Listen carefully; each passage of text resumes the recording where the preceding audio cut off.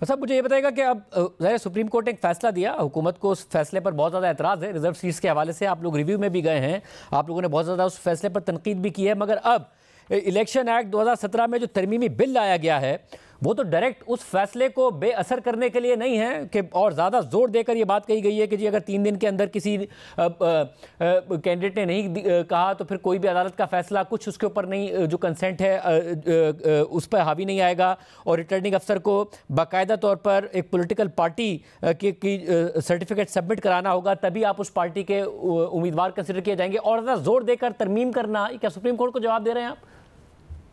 नहीं, देखिए, ये तरमीम कोई नई तरमीम नहीं है, ये कोई नई चीज जो है वो उसमें नहीं डाली गई, इंक्लूड नहीं की गई। ये ऑलरेडी कॉन्स्टिट्यूशन की एक शिक थी, उसके तहत रूल्स मौजूद थे, उसको लेजिस्लेशन का पार्ट बनाया गया है। क्या सुप्रीम कोर्ट का जब फैसला आया तो क्या ये आइन में नहीं लिखा हुआ था कि पॉलिटिकल पार्टीज की जो प्रोपोर्शनेट रिप्रेजेंटेशन का सिस्टम है वो पार्टीज की जो लिस्ट जमा कराई जाएंगी शेड्यूल के मुताबिक, उसके मुताबिक होगा? तो तहरीक इंसाफ ना पार्टी थी, ना तहरीक इंसाफ के मेंबरान सामने मौजूद थे, ना किसी ने एफिडेविट जमा करवाया। सुन्नी इत्तेहाद काउंसिल जो है वो उस केस में पिटिशनर था, रिलीफ तहरीक इंसाफ को दे दिया गया। तो आइन तो पहले ही क्लियर है।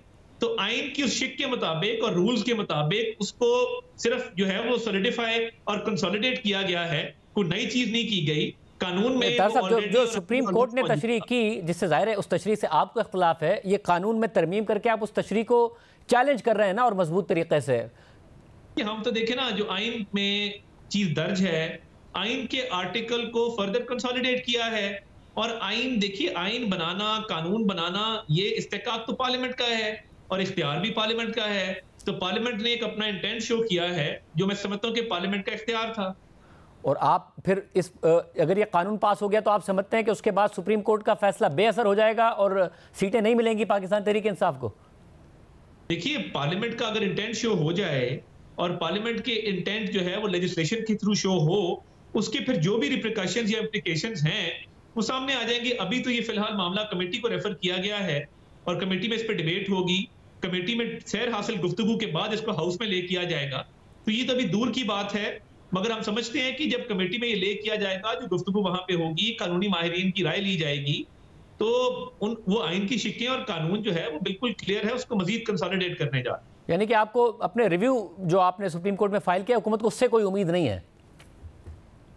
देखिए, हम ये समझते हैं कि रिव्यू समाज के लिए मुकर्रर क्यों नहीं किया जा रहा। पीपल्स पार्टी ने भी दायर किया है, हमने भी किया है, तो उसको जल्द जो है वो समाज के लिए मुकर्रर किया जाना चाहिए। और हमारा रिव्यू मेरिट के ऊपर है, हमें उससे भी बड़ी उम्मीद है। मगर हम चाहते थे कि जो रूल है उसको इनेक्ट करके और आइन के आर्टिकल की प्रॉपर जो है वो एक मजीद उसको कंसोलिडेट करके सामने लाया जाए कि जी ये आइन की मंशा है, ये कानून में लिखा है, ये रूल्स में लिखा है, ताकि अभाम कोई ना रहे। तो इस लेजिस्लेशन से जो है वो अभाम जो है वो दूर हो। जो जजेस कमेटी है प्रैक्टिस एंड प्रोसीजर एक्ट के तहत, उसके मीटिंग मिनट्स आ गए, पता चल गया कि वो क्यों आपका जो रिव्यू है अब वो छुट्टियों के बाद होगा। बट जब रेट्रोस्पेक्टिवली अप्लाई हो पाएगा, क्योंकि अदालत का फैसला आ गया, अदालत तशरीह पहले ही कर चुकी, आप बाद में अगर ये तरमीम करने जा रहे हैं तो क्या तहरीक इंसाफ को महरूम कर पाएंगे उनकी रिजर्व सीट से? देखिए, इम्प्लीकेशन तो भी मैंने जैसा कहा कि ये कमेटी में जाएगा, कमेटी में डिस्कस होगा और कमेटी में कानूनी निकात पे भी फैसला होगा। मगर पार्लियामान का ये इख्तियार है कि वो रेट्रोस्पेक्टिव फैसला कर सकते हैं। और किसी भी कानून का इतलाक, जैसे नैब के ऑर्डिनेंस का था, जब इनिशियली आया तो उसका इतलाक पीछे से हुआ। तो मैं ये समझता हूँ कि ये रेट्रोस्पेक्टिविटी जो है ये भी पार्लियामान का इख्तियार है। वो किसी भी कानून को जो उसकी एप्लीकेशन वाले सेक्शन होता है कि ये कब से अप्लाई करेगा, पार्लियामान उसका तयन कर सकती है और ये पार्लियामान बता सकती है कि इसका तयन कब से होना है। दूसरी बात ये कि दुनिया के किसी इदारे में छुट्टियां नहीं होती, तो ये रिवायत समझ नहीं आई। लगता है ये कोशिश है कि शायद इसको रिव्यू को आगे ले जाया जाए, अक्टूबर के बाद ले जाया जाए, मैं नहीं कह सकता, मगर लोग ये बात कर रहे हैं।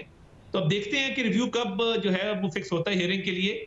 मगर ये कमेटी जब गुफ्तगू करेगी और इसको ले करेंगे तो कानून के बारे से मजीद बात कर सकेंगे। सर, जब आप पार्लियामान के इख्तियार की बात करते हैं, कानून बनेगा, अदालत को उस कानून में अगर चैलेंज होता है अदालत में तो अदालत को कानून देखने का इख्तियार है। इस बुनियाद पर ही स्ट्राइक डाउन नहीं हो जाएगा कि आपने अदालत के फैसले को इनफेक्टिव करने के लिए, एक सियासी जमात को महरूम करने के लिए ये कानून बनाया है, अपने फ़ायदे के लिए, ख़ास पर्पज़ के लिए तरमीम की है? ये भी बहस की जा सकती है कि जब ये फैसला आया था तो तासुर ये मिला है और वकला भी इस पे बात कर रहे हैं कि ये फैसला जो है वो एक ऐसी जमात को दिया गया है जो मौजूद नहीं थी अदालत में, पिटिशनर्स मौजूद नहीं थे, उनके एफिडेविट मौजूद नहीं थे, रिलीफ मांगा नहीं गया था, क्लॉक को टर्न बैक करके ऐसे लोगों को रिलीफ दिया गया है जो अदालत के सामने नहीं है, जिनकी प्रेयर नहीं है, जिनकी सदा नहीं है। तो फिर तो बहुत सारी चीजें जो है उस फैसले के हवाले से भी की जा सकती हैं। अभी तो खैर we cross the bridge when we get there, मगर अभी ये कमेटी में जाएगा और इस पे कानूनी बहस होगी और मीडिया भी जो है वो कमेटी का आके प्रोसीडिंग जो है कवर कर सकेंगे, तो उसके बाद ही मजीद इस पे बात की जा सकती है।